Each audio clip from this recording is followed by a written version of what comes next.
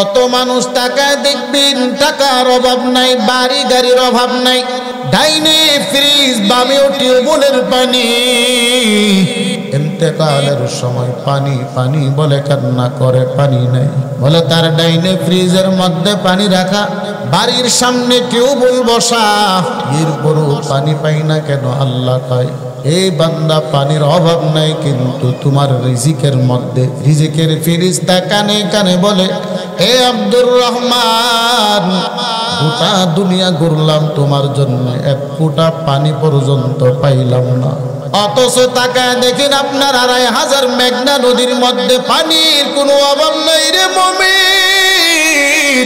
অথচ আপনার ২৫০০-এর প্রত্যেকটা বাড়ি বাড়ি বাড়ি বাড়ি টিউবওয়েল বসানো, এরপরও রিজিকের ফেরেশতা কানের মধ্যে এসে বলে তোমার নামে এক ফোঁটা পানিও পাইলাম না।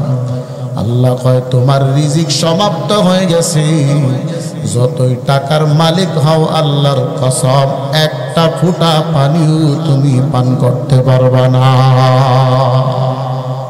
এ মাদুদ্দিন মুসলমান, ভালো করে বুঝো, দুনিয়ার হায়াত শেষ করে তুমি অন্ধকার কবরের দিকে রওনা হয়ে যাবা।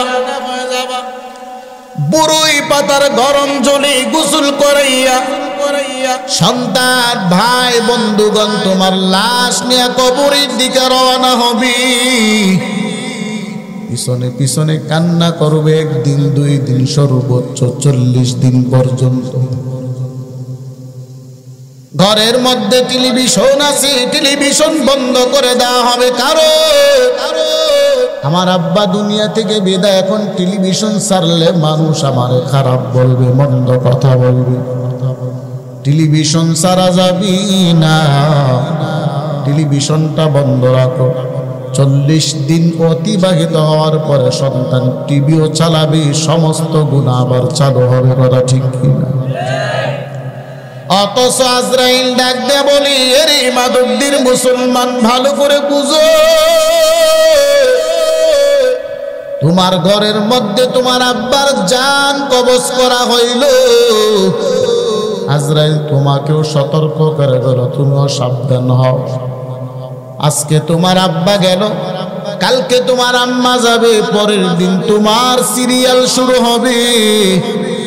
অথচ আমরা ওই মালাকুল মউতের আহ্বান আমরা শুনি না, দুনিয়াদারি নিয়ে ব্যস্ত। কবরের মধ্যে রাখার পরে মুনকার নাকির ফেরেশতা হাজির হবে। ৩টা প্রশ্ন করা হবে, রবের পরিচয় দাও। যদি নামাজি ওয়ালা হয়, ডাক দেয়া বলবে রব হলো আমার আল্লাহ। আমাদের রবকে আরো জোরে বলেন, আরো জোরে আওয়াজ দেয়া বলেন রবকে। আর যদি বেনামাজি হয়, ডেকে বলবে লা দিরি, আমি আমার রবকে চিনি না। ফেরেশতারা ডেকে বলবে হে আব্দুর রহমান, কি বলো? যে আল্লাহ তোমার এত মায়া করে বানাইল রে মুমিন, যে আল্লাহ তোমার সুখের জন্য গাছের বাতাস দিয়া দিল, যে আল্লাহ তোমার সুখের জন্য সকালবেলা আকাশে সূর্য উঠায় দেয়, যে আল্লাহ তোমার সুখের জন্য সন্ধ্যার সময় আকাশে চন্দ্র উঠায় দেয়, যে আল্লাহ তোমার সুখের জন্য তোমার নদী সাগরের বিভিন্ন আইটেমের মাছ আল্লাহ দেয়। তোমার পোল্ট্রি মোরগ ভালো লাগে না, আল্লাহ কয় দেশি মোরগ খাও। দেশি মোরগ ভালো লাগে না, আল্লাহ বলে হাঁসের তরকারি খাও, বলে ভালো লাগে না। আল্লাহ কয় তুমি খাসি জবাই করে খাও, খাসিও ভালো লাগে না। আল্লাহ কয় গরু খাও, গরুও ভালো লাগে না। আল্লাহ কয় উটের গোশত খাও। এরপরও আল্লাহ কয় বান্দা, আমি আল্লাহ সব কিছু তোমার জন্য বানাইলাম, একমাত্র তোমারে বানাইলাম আমি আল্লাহর জন্য। সুবহানাল্লাহ বলেন। এ মাদুদ্দিন মুসলমান, আল্লাহ সব কিছু কার জন্য বানাইলেন? হ্যাঁ, বুঝেন নাই? আল্লাহ কয় দুনিয়ার সব আমি বানাইলাম বান্দার জন্য, আর একমাত্র বান্দাকে আমি বানাইলাম আমি আল্লাহর জন্য। এবার ফেরেশতা প্রশ্ন করবে তোমার নবীর পরিচয় দাও। নবীর একটা ছবি দেখাইয়া বলবে ওই লোকটাকে চিনুনি? এবার যারা নামাজিওয়ালা, নবীর সুন্নত দাঁড়ি রাখনেওয়ালা, তারা বলবে ফেরেশতা শুনো, যেই নবীর জন্য দাড়ি রাখলাম, যেই নবীর জন্য টুপি লাগাইলাম, যেই নবীর জন্য পাঞ্জাবি লাগাইলাম, মানুষ আমাকে জঙ্গিবাদ বলে গালি দেয়, নামাজ পড়লে মৌলবাদ বলে গালি দেয়, দাড়ি রাখলে জঙ্গিবাদ বলে গালি দেয়। এত গালি শোনার পরেও আল্লাহর কসম আমি কোনদিন আমার দাড়ির মধ্যে বেলিট লাগাই না। ওই নবীর আমি চিনব না, তুমি কিভাবে বুঝলা? এবার কবরের মধ্যে বলবে এটা তো আমার নবী। আর যদি বেনামাজি হয় বলবে লা আদিরি, আমি তাকে চিনি না। এবার প্রশ্ন করা হবে তোমার ধর্মের পরিচয় দাও, তোমার ধর্মের নাম কি বলো? যদি কোন সুশীল সমাজ বুদ্ধিসুরের দলেরা থাকে তারা বলবে ধর্ম যার যার, কবর হলো সবার। কথা ঠিক কিনা? আসেনি একটা দল, ওই দুর্গা পূজা আসলে কয় ধর্ম যার যার, উৎসব হলো সবার। এরই বেঈমান ভালো করে বুঝো, ধর্ম যার যার, উৎসব যদি সবার হয় ঈদুল আজহার সময় কেন বলো না ধর্ম যার যার, গরু জবাই সবার? কথা ঠিক নেই? কথা ঠিক নেই বলেনি? হ্যাঁ, পূজার সময় কেন বলো?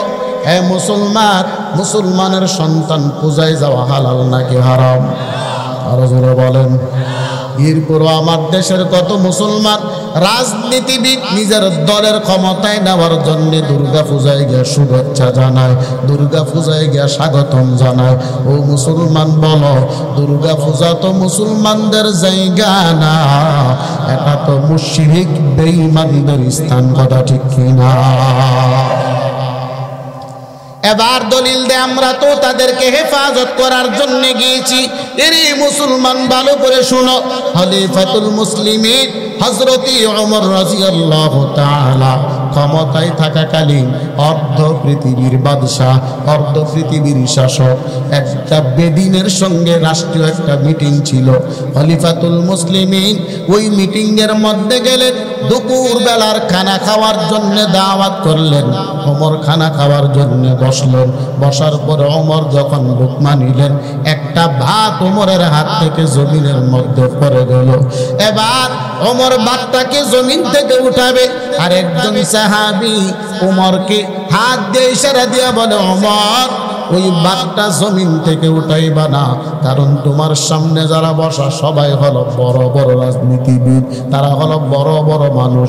যদি দেখে ভাতটা জমিন থেকে উঠাইয়া তুমি মুখের মধ্যে দিয়েছো, তারা তোমারে নিয়ে হাসি ঠাট্টা মস্কারি করবি। ওমর ডাক দিয়া কয়, আল্লাহর কসম ওই ভাতটা উঠানোর কারণে যদি আমার নিয়ে ঠাট্টা মস্কারি করে, আমি আমার নবীর সুন্নতের জন্য জীবন দিয়া দেব। এরপরও বাতিলের সামনে আমি আমার নবীর সুন্নতকে অপমান হতে দেব না। চিল্লায়া বলেন সুবহানাল্লাহ। উমর যদি একটা ভাত উঠাইতে গিয়া যদি অপমান হতে হয়, উমর বয় আমার জীবন দেবার পরে নবীর সুন্নত আমি অপমান করতে দেওয়া হবে না। অথচ আমার দেশের রাজনীতিবিদ ইসলামী সাইনবোর্ড লাগাইয়া, মুসলমানের সাইনবোর্ড লাগাইয়া মূর্তি পূজার সামনে গিয়া কয়, তোমাদের মূর্তি হেফাজতের দায়িত্ব নিয়ে নিলাম। এরই বুকার দল বলো, মূর্তি পূজার দায়িত্ব আমরা মুসলমানের নাকি? বলে না না, এটা রাষ্ট্রের দায়িত্ব।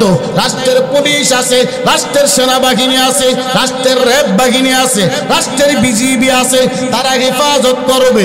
তুমি মুসলমান, তুমি আলেম হয়ে মূর্তি পূজায় গিয়ে স্বাগতম জানাও, বোঝা গেল তুমি আলেম নামে জাহিল, তুমি হলা মুনাফিক। কথা ঠিক কিনা? আলেমরা পূজায় যায়, হালাল না হারাম? আমগুলিকা যায়। হ্যাঁ হ্যাঁ মুসলমান ভালো করে বুঝো, দুনিয়াতে যতই মাস্তানি করো, কবরে যাওয়ার পরে সব মাস্তানি বন্ধ হয়ে যাবে।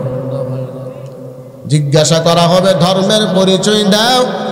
আজকে যারা বলো ধর্ম যার যার, উৎসব হলো সবার, তোমরা কি পরিচয় দিবা বলো? আমরা যারা নামাজি বলে আমরা বলবো আমাদের ধর্মের নাম হলো ইসলাম। আল্লাহু আকবার বলেন। ধর্মের নাম কি? আরো জোরে বলেন। এরই মুসলমান কোরআন ধরো। কোরআন ধরলে কি লাভ? কোরআন যদি ধরতে পারো, আল্লাহ বলেন এই কোরআন তোমার জান্নাত পর্যন্ত পৌঁছায় দেবে।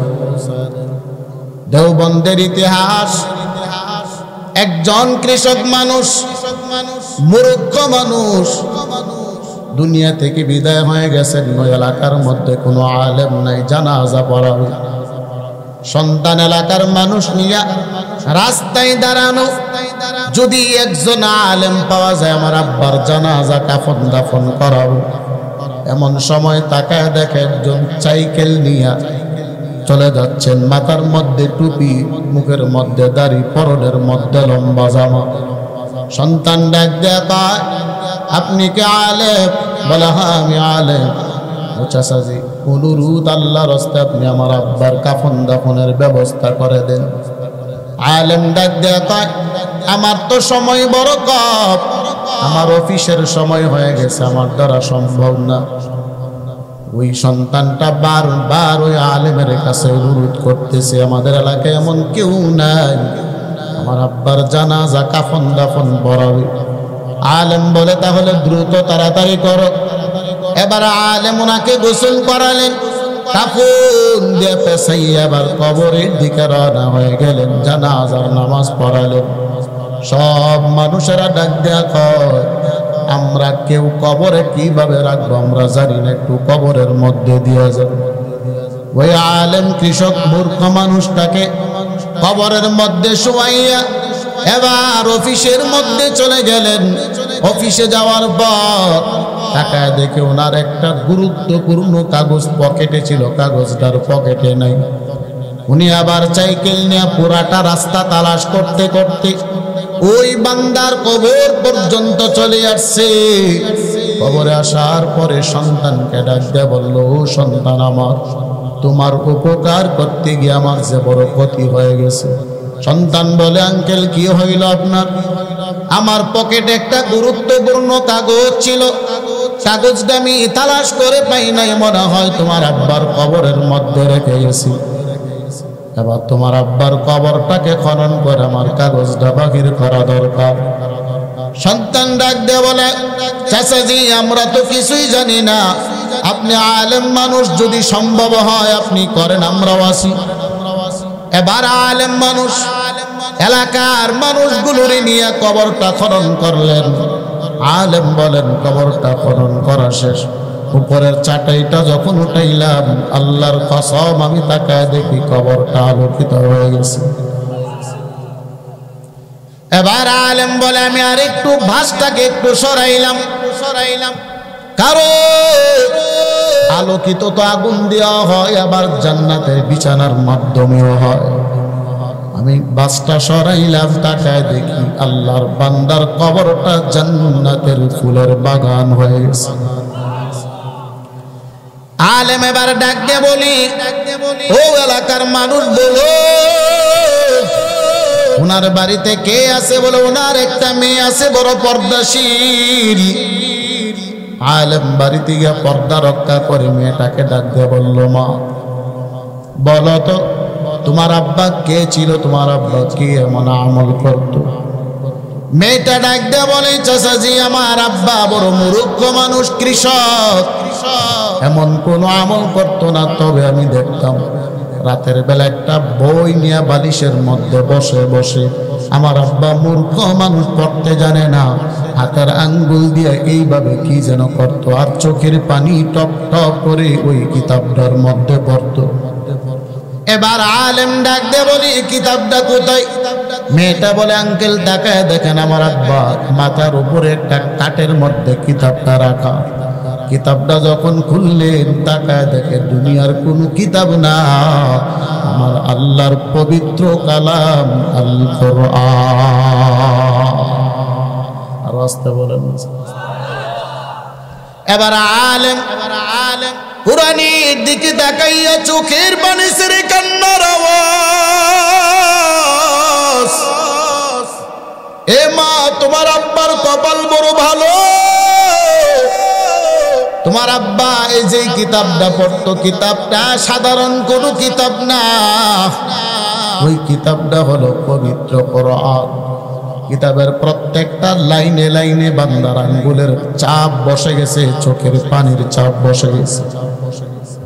এ মাদকদির মুসলমান বলো, আমরা জান্নাতে যাব নাকি জাহান্নামে যাব? আর জোরে বলেন, এরই পর্দার আড়ালে আম্মা জান ভালো করে বুঝো, তুমিও তো একজন মা, নবীর মেয়ে হযরতি ফাতেমাও একজন মা। ফাতেমা স্বামীর সঙ্গে রমজান মাসে সেহরি খানা খাবে। রাতের বেলা নবীজি স্বপ্ন দেখাইলেন, এ ফাতেমা আজকের সেহরির খানা খাইবা আলীর সঙ্গে, আর ইফতারি করবা আমি নবীর সঙ্গে। চিল্লায় বলেন সুবহানাল্লাহ। সেহরির খানাটা খাইবা আলীর সঙ্গে, ইফতার করবা আমি নবীর সঙ্গে। ফাতেমার বুঝতে বাকি নাই, রাতের অন্ধকার ফাতেমা চোখের পানি ছেড়ে কান্নার আওয়াজ। ফাতেমা কিছুই বলে না, স্বামীর সঙ্গে সেহরির খানা খাইল। সেহরির খানা খাওয়ার পরে ফাতেমা আলীকে বলি, আলী তুমি মসজিদে যাবা না? আলী কয় হ্যাঁ যাব। তাড়াতাড়ি যাও। আলী মসজিদে ফজরের নামাজে চলে গেলেন। ফাতেমাও ফজরের নামাজ আদায় করলেন। অন্যান্য দিন ফাতেমা ফজরের নামাজ আদায় করিয়া নফল নামাজ পড়ার জন্য নামাজের মাসআলায় বসে থাকে। আলী মসজিদ থেকে এসে দেখে ফাতেমা নামাজের মাসআলাই নাই। আলী কই কি ব্যাপার? ফাতেমা তো এত তাড়াতাড়ি নামাজের মাসআলা থেকে উঠে না। এবার রান্নাঘরে গেলেন, তাকায় দেখি রান্নাঘরের পাশে কয়েকটা কাপড় রাখা। ফাতেমা চুলার মধ্যে পানি বসাইলেন একটা ডেক দিয়া, আর একটা দিকে ফাতেমা রুটির আটাগুলো পানি দিয়ে গুলাইতেছেন। আলী কয় ফাতেমা, রমজান মাস সকালবেলা কেন রুটি বানাও? আর এত পানি কার জন্য গরম করে, এত কাপড় কেন রাখা? ফাতেমা কই স্বামী বুঝবা না, আমি এগুলো করতেছি কারণ আব্বাজান আমার রাত্রে বেলা স্বপ্নের যুগে দেখাইলেন আজকের সেহরি খাবো তোমার সঙ্গে, ইফতার করব আমার আব্বার সঙ্গে। চিল্লায় বলেন সুবহানাল্লাহ। এবার হযরত আলী ফাতেমার দিকে তাকাইয়া চোখের পানি ছেড়ে কান্নার আওয়াজ। ফাতেমার কাছে হাসান হুসাইন বারবার জিজ্ঞাসা করে, আম্মা জান আপনি কেন কাঁদেন? ফাতেমা বিরক্ত হইয়া হাসান হুসাইনকে বলে, যা তোর নানার কাছে যা। হাসান হুসাইন সবসময় নবীজির কাছে থাকতেন। হাসান হুসাইনকে আম্মা জান ধমক দিলেন। রাত অভিমান নিয়ে দুইটা সন্তান দৌড়ায় নবীজির রওজার সামনে দাঁড়ানো। নবীজির রওজার মধ্যে দুইটা ভাই নিজের বুকটা লাগাইয়া নানা নানা বলে কান্নার আওয়াজ। চতুর্দিকে মানুষেরা ঘুরতেছে আর আসসালামু আলাইকা ইয়া রাসূলুল্লাহ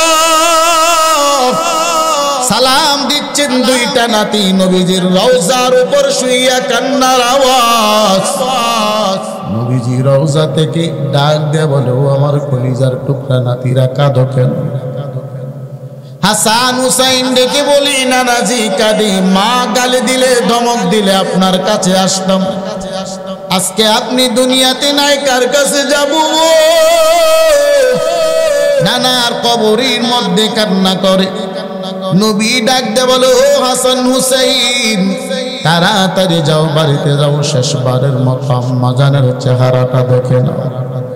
হাসান হুসাইন দৌড়ায় আম্মা জানের কাছে আইসা বললেন, ও আম্মা জান আপনি কেন কাঁদেন? আম্মা জান কয় না। বলে, হ্যাঁ আপনি কেন কাঁদেন আমরা কিন্তু জানি। ফাতেমা কই কিভাবে জানো? বলে, আমার নানাজি বলছে শেষবারের মতো আপনার চেহারা দেখার জন্য।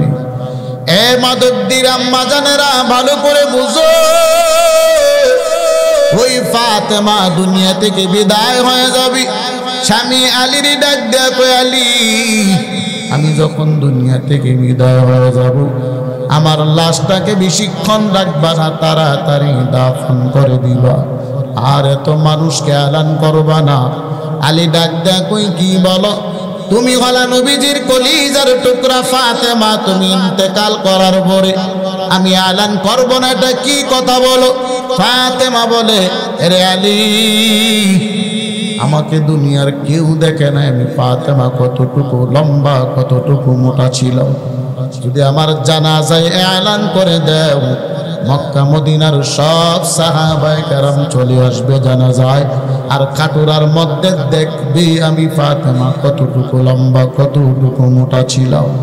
এ মাদকদির আম্মা জান, ফাতেমা যদি এত সতর্ক থাকি জান্নাতি যাওয়ার জন্য, আপনারা কি সতর্ক? রাস্তায় বেপরদায় চলেন আল্লাহর কসম। নবী মেরাজে যাওয়ার পরে জাহান্নাম যখন দেখতে গেল, নবী আয়েশা জমিনে কান্না করে। আম্মা জান জিজ্ঞাসা করে, আপনি কাঁদেন কেন? নবী ডাক দেয়া কয়, আয়েশা, আমি এই জন্যে কাঁদি কারণ আমি দেখলাম আমার বান্দীদের মধ্যে, আমার উম্মতের মধ্যে মহিলা যারা, তারা বেশিরভাগ জাহান্নামে যাবে বেপরদা করার কারণে। এ মুসলমান বলো, আমরা জান্নাতে যাব নাকি জাহান্নামে? আরো জোরে আওয়াজ দিয়ে বলেন, জান্নাতে কি নামাজ ছেড়ে নাকি নামাজ ধরে? শুধু জুমার নামাজ নাকি দৈনন্দিন 5 ওয়াক্ত? আরো জোরে বলেন, কারা কারা পড়তে রাজি আছেন? আল্লাহর হাত উঠায় দেখান। আজকে থেকে আর কোনদিন আমরা নামাজ ছাড়ব না ইনশাআল্লাহ।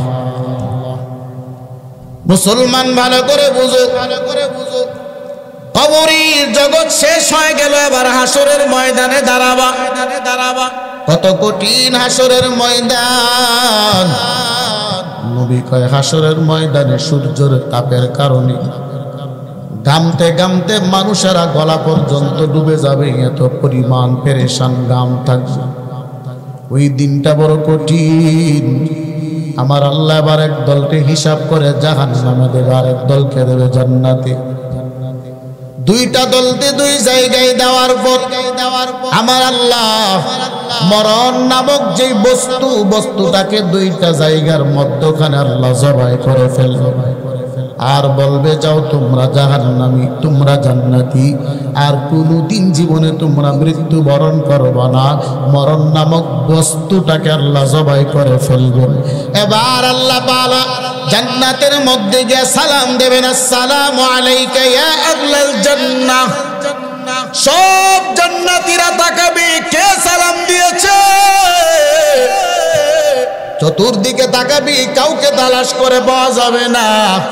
আমার আল্লাহ ডাক দেয়া কই, বান্দারা তোমাদেরকে কেউ সালাম দেয় না, সরাসরি আমি আল্লাহ সালাম দিলাম। ওই আল্লাহ সালাম নেওয়ার জন্য রাজি আছি তো ইনশাআল্লাহ? হ্যাঁ।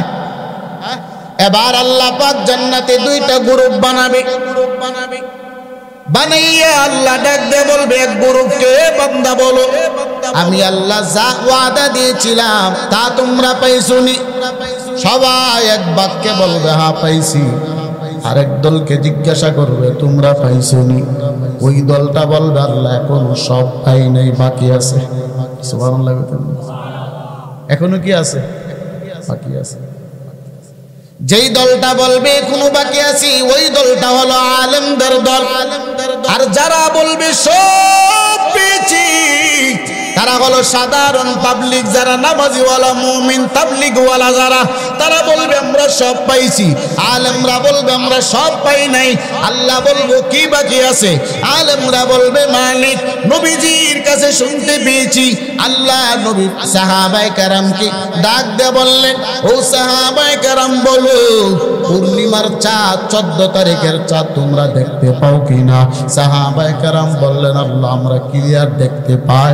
নবী ওই দিন বলেছিল, হাসরের ময়দানে জান্নাতে আমার আল্লাহকে এর চাইতে সুন্দর ক্লিয়ার ভাবে সব জান্নাতীরা দেখবে। আলেমরা ডাক দিয়ে বলবে, মালিক আমরা নিয়ামত পাইছি, কিন্তু এখনো বাকি আছে আপনাকে দেখার, আপনাকে এখনো দেখি নাই। এবার আল্লাহ সামনে চলে আসবে, নূরের তাজাল্লি মানুষ চাইতে পারবে না। সব মানুষেরা নিজের চোখগুলো হাত দিয়ে কসলাবে। আল্লাহ কয়, বান্দা মনে হয় তোমরা সহ্য করতে পারতেছ না। আমি তোমাদের সামনে সাক্ষাৎ দেব, চলো। আল্লাহ একটা ময়দান রেখেছেন, যেই ময়দানের নাম হলো মাজিদ নামক ময়দান। আল্লাহ কয়, ও জান্নাতীরা সবাই ওই ময়দানের দিকে চলে যাও। জিবরাইল আমিন আল্লাহর নবীর কাছে একদিন আইসা কয়, ও নবী, দুইটা ব্যাখ্যা দিয়েছেন। এক নাম্বার হলো একটা থালা একটা বাটি নিয়ে নবীজির সামনে আসছেন, আরেক ব্যাখ্যা হলো একটা মানচিত্র। ও নবী, আপনি দেখেন এই জায়গাটা চিনেননি? নবী কই, না না, এটা কোন জায়গা? জিবরাইল কই, নবী, এটা হলো আপনার জান্নাতি উম্মত গুলার জন্য একটা ময়দান আছে, ওই ময়দানের নাম হলো মাজিদ। ওই মাজিদ ময়দানের মানচিত্র আল্লাহ আমার কাছে দিয়েছেন। নবী ডাক দেয়া কই, জিবরাইল, এই মানচিত্র দেখে আমি কি করব? জিবরাইল ডেকে বলি, নবী আমার, এই মানচিত্র আপনাকে কেন দেখাইলাম? আল্লাহ আমাকে 600 ডানা দিয়েছেন। আমার ডানার মধ্যে এত পরিমাণ শক্তি আল্লাহ দিয়েছেন, গোটা দুনিয়া যদি আমি একটা ডানার মধ্যে নিয়ে আসমান থেকে আবার ঢিল মেরে দেই জমিনে, আমি জিবরাইলের বিন্দু পরিমাণ একটা ডানার শক্তিও কমবে না। চিল্লায় বলেন সুবহানাল্লাহ। শক্তি কম না বেশি? এবার জিবরাইল ডাক দে বলে, নবী, আমি আল্লাহর কাছে একদিন বলেছিলাম, মালিক, আমার 600 ডানা পরীক্ষা করার জন্য আমার একটা জায়গা দেন। আল্লাহ কয়, জিবরাইল, যাও, তুমি 8টা জান্নাত 7টা জাহান্নাম তুমি ঘোরো। জিবরাইল কয়, নবী, আমি 8টা জান্নাত 7টা জাহান্নাম আমি ঘুরলাম। ঘুরার পরে আমি দেখলাম আমার একটা ডানার শক্তির একটু পরিমাণ শক্তি মাত্র কমেছে। সুবহানাল্লাহ।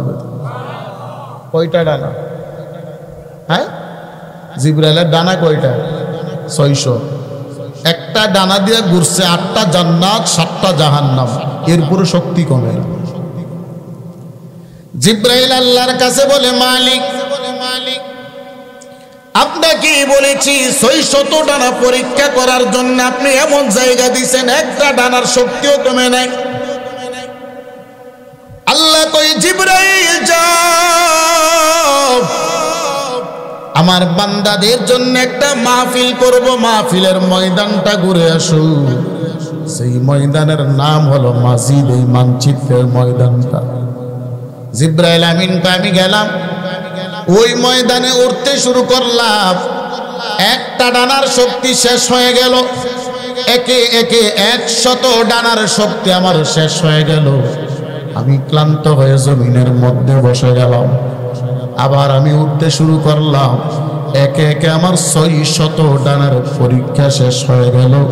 আমি ক্লান্ত হয়ে জমিনের মধ্যে সিজদায় পড়ে মালিককে বলি, মালিক, আমার 600 ডানার পরীক্ষা শেষ, আমার শক্তিও শেষ, আমার আর সম্ভব না। আমার জানতে বড় ইচ্ছা হয়, আপনি বলেন আমি ময়দানের কতটুকু জায়গা ঘুরতে পারলাম? আল্লাহ কয়, ও জিবরাইল, তুমি ময়দানের একটা কোণাও এখনো ঘুরতে পারো না। ওই ময়দানটা ছোট না বড়? আরো জোরে বলেন। ওই ময়দানের মধ্যে জান্নাতীরা কে কে কে কে সবাই প্রবেশ করবেন। আল্লাহ ডেকে বলবি, ফেরেশতা আমার বান্দাগুলো দাঁড়ায় দাঁড়ায় মাহফিলের বয়ান শুনবে না।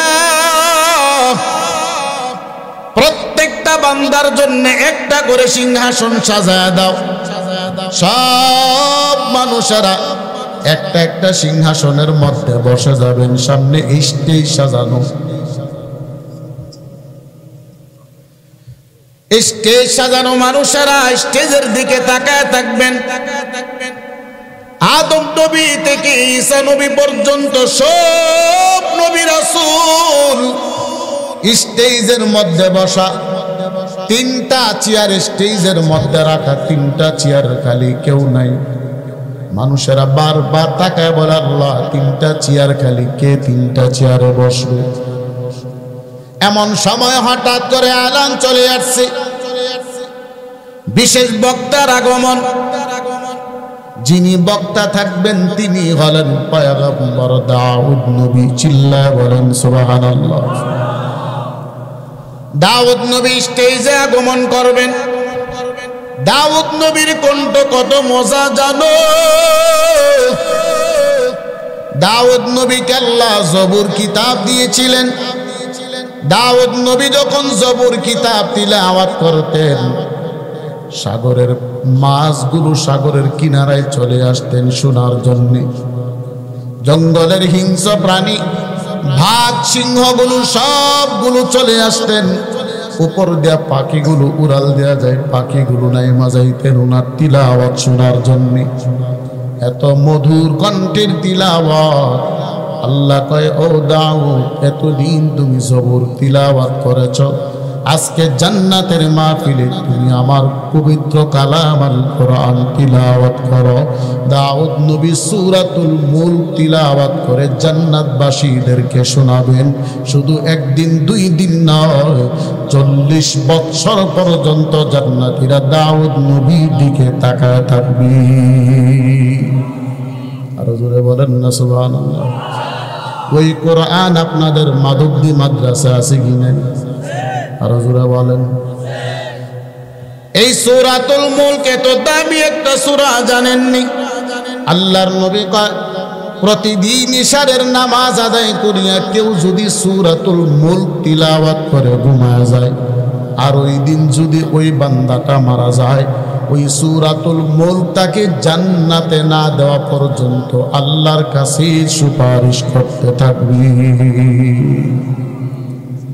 এবার মানুষেরা 40 বছর দাউদ নবীর দিকে তাকায় থাকবেন।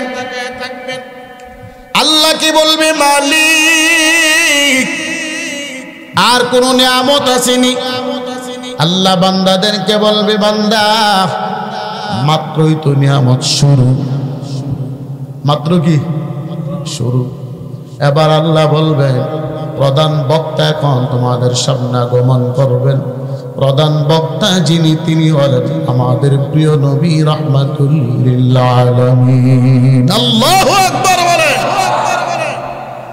আমার নবী এবার স্টেজের মধ্যে আগমন করবেন। আল্লাহ ডাক দেয়া কয়, এ হাবিব, এই কোরআনের জন্য তায়েফে আপনি রক্ত জড়াইলেন, এই কোরআনের জন্য উহুদে আপনার দান দান শহীদ করেছেন। নবী, আজকে আপনি কোরআন তিলাওয়াত জান্নাতবাসীদেরকে শোনায় দেন। আমার নবীর কণ্ঠ কি কম নাকি বেশি? আরো জোরে বলেন। শুধুই কি জান্নাতে? বলে না না, শুধুই জান্নাতে না, আমার নবী জমিনে যখন কোরআন তিলাওয়াত করতেন, আবু জাহেল, উতবা, শাইবা নবীজির বন্ধু নাকি দুশমন? আরো জোরে বলেন। সব দুশমনেরা নবীজির কোরআন তিলাওয়াত শোনার জন্য কাবার চতুর্পার্শ্বে দাঁড়ায় থাকতেন। একদিন হঠাৎ করে ফজরের আগ মুহূর্তে সবাই বাড়ির দিকে রওনা। কাবা চত্বরের সামনে এসে একজন আরেকজনের সামনে ধরা। উতবা বলে, আবু জাহেল কোথায় গিয়েছিলা? শাইবা বলে, হে উতবা, তুমি কোথায় গিয়েছিলা? সব সূরাদের একটাই জবাব, আমরা মুহাম্মদের কোরআন তিলাওয়াত শোনার জন্য গিয়েছিলাম। এবার পুরা মক্কার মানুষেরা মিটিং করে আইন করে দেওয়া হলো, আজকে থেকে যারা মুহাম্মদের কোরআন শুনতে যাবে তাদেরকে কঠিন থেকে কঠিন বিচার করা হবে। সবাই রাতের বেলা ঘুমায় গেল। আমার মায়ার নবী কাবার ভিতরে বসিয়া কোরআন তিলাওয়াত শুরু করলেন। আবু জাহেল ভাবতেছি আজকে মাত্র আইন করা হলো, কারণ আইন যখন নগদ করা হয় বড় কঠিন থাকে। আবু জাহেল ভাবতেছে আজকে কেউ যাবে না, আমি যাই। উতবা ভাবতেছে আজকে কেউ যাবে না, আমি যাই। সব বড় বড় বড় বড় লিডার গুলো কাবার চতুর্পার্শ্বে দাঁড়াইয়া নবীজির কোরআন তিলাওয়াত শুনে আবু জাহেলকে জিজ্ঞাসা করা হয়, এ আবু জাহেল, তুমি আইন করলা কোরআন তিলাওয়াত শোনা যাবে না? আবু জাহেল কয়, আইন করেছি ঠিক, কিন্তু মুহাম্মদ যখন কোরআন তিলাওয়াত শুরু করে দেয়, আমি আবু জাহেল ঘরের মধ্যে ঘুমাইতে পারি না। কি যেন একটা জাদুর মতো আমার চুম্বকের মতো মুহাম্মদের কোরআনের সামনে নিয়ে আসে। চিল্লায় বলেন সুবহানাল্লাহ। ওই নবী আবার মাহফিলের মধ্যে কোরআন তিলাওয়াত করবেন, সূরা ইয়াসিন তিলাওয়াত।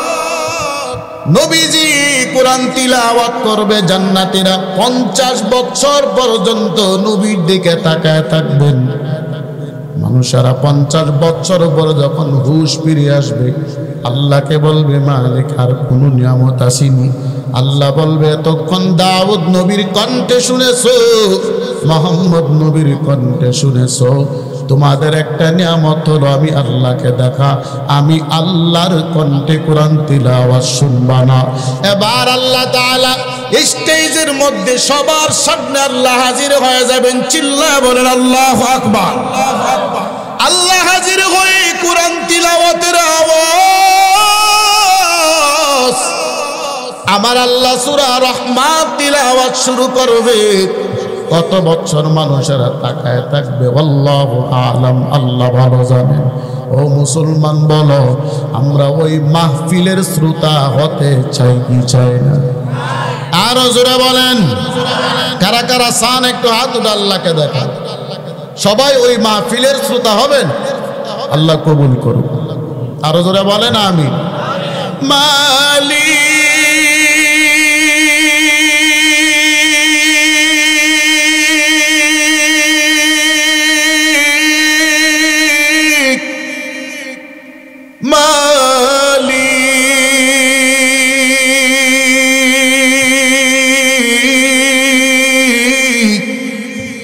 একটি ঘর বানিয়ে দিও,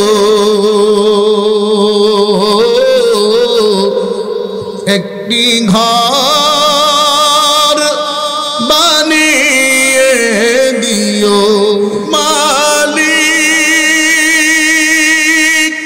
তুমি জান্নাতে তোমার কাছে একটি ঘর বানিয়ে দিও, একটি ঘর বানিয়ে দিও। জবান খুলে বলেন আল্লাহু আকবার। আল্লাহ আমাদের সবাইকে জান্নাতি হিসাবে কবুল করে, সকলে বলেন আমিন। তো জান্নাতে যাইতে গেল তো মাদ্রাসাগুলো দরকার আছে কি নাই? হ্যাঁ, নাই মনে হয়, আওয়াজ কমে গেছে, আছে কি নাই? কারণ যতদিন মাদ্রাসা থাকবে ততদিন হাফেজে কোরআন থাকবে। আল্লাহর নবী বলেন, যেই গ্রামের মধ্যে যেই মহল্লায় কোরআন তিলাওয়াত হয়, কোরআনের আওয়াজ থাকে, ওই মহল্লার মানুষের গুনার কারণে আল্লাহর পক্ষ থেকে যদি কোনো আযাব নাজিল হয়, এই কোরআন তিলাওয়াতের কারণে আল্লাহ ওই মহল্লার মানুষকে আযাব থেকে আবার রক্ষা করে দেন। এই যে 2020 সনে করোনা ভাইরাস ছিল নি? হ্যাঁ, 2500 ছিল না? ছিল। এই করোনা ভাইরাসের সময় বাংলাদেশে একদম দরিদ্র দেশ, আর আমগো মানুষদের কোনো সতর্ক নাই আছে, এরপরও বাংলাদেশে করোনা আক্রান্ত হয়েছিনি খুব কম। যা হয়েছে এগুলো সরকার আর মিডিয়ার মাধ্যমে হয়েছে। আপনার এলাকায় হয়েছে? আমি তো গোটা 2500 করোনার বছর মাহফিল করছি, গোটা 2500 আমি দেখি নাই করোনা আক্রান্ত হয়ে কেউ মারা গেছে। যারা মরছে সবগুলো সুদখোর, ঘুষখোর, বেনামাজি, ইসলামের দুশ্মন। কথা ঠিক কিনা বলো? কোন রিক্সা চালক মারা গেছে, সিএনজি ড্রাইভার, কোন শ্রমিক, ফালমে কাজ করে এমন ছেলেরা মারা গেছে কেউ? তো করোনা গরিবদের জন্য আসে না, আসছে কার জন্য? সব সুদখোর, ঘুষখোরের জন্য আসছে। হ্যাঁ মুসলমান, বাংলাদেশও আসতো, কিন্তু আসে নাই কেন? ওই যে বাংলাদেশে, আমাদের বাংলাদেশ সোনার দেশ, আজানের ধ্বনিতে আমাদের সকাল হয়, আজানের ধ্বনিতে আবার সন্ধ্যা হয়। কথা ঠিক কিনা বলো? আজানের ধ্বনিতে সন্ধ্যা হয়, আজানের ধ্বনিতে সকাল হয়। যখন রাতের বেলা আমরা 2500 মাদবদির মানুষ, হাইজাদির মানুষ ঘুমে বিভোর থাকি, রাত 3টায় মাদবদি মাদ্রাসায় আইসা দেখবেন কোরআন তিলাওয়াতের আওয়াজ। রাতের 3টায় ছাত্ররা ঘুম থেকে উঠে কোরআন তিলাওয়াত। আর এই কোরআন তিলাওয়াতের সাকিনা বরকত, রহমত পুরা এলাকার মধ্যে আল্লাহ বিস্তার করে দেন। যার কারণে সুদ খায়াও এখনো গজব আল্লাহ আপনার উপর ফালাই নাই, ঘুষ খাওয়ার পরেও গজব ফালাই নাই, মানুষের সম্পদ ধ্বংস করছেন এরপরও ফালাই নাই। এর একটা মাত্র কারণ, আপনার এলাকায় কোরআন তিলাওয়াত হচ্ছে 24 ঘন্টা। চিল্লায় বলেন সুবহানাল্লাহ। ওই কোরআন তিলাওয়াত থাকুক, আমরা সবাই চাই তো? হ্যাঁ, আল্লাহ আমাদের সবাইকে কবুল করুক। আমি মুসাফির মানুষ, আমার আগে যিনি বয়ান করছেন উনি বসার পরে আমরা বসাটাও বেয়াদব, কারণ ওনার জুতা আলগানোর মতো ক্ষমতা যোগ্যতাও আমার নাই। ওনারা হলেন নিঃসন্দেহে আল্লাহর উলি। এর আগে যিনি বয়ান করছেন আপনাদের 2500-এর কৃতি সন্তান হাফেজ মাওলানা জাহাঙ্গীর আলম জেহাদি সাহেব, আমার খুব মহাব্বতের মানুষ। 2500-এর মানুষ সবাই মহাব্বতের। হয়তো আপনাদের এলাকায় মহল্লা আমি নতুন, নয়তো 2500 মোটামুটি পুরো 2500-এ আমি ঘুরছি। গত বছরও আমি ডায়েরিতে জাহাঙ্গীর বাইরে দেখাইছি, প্রায় 60টা প্রোগ্রাম করছি শুধু 2500-এ। তো একজন বক্তা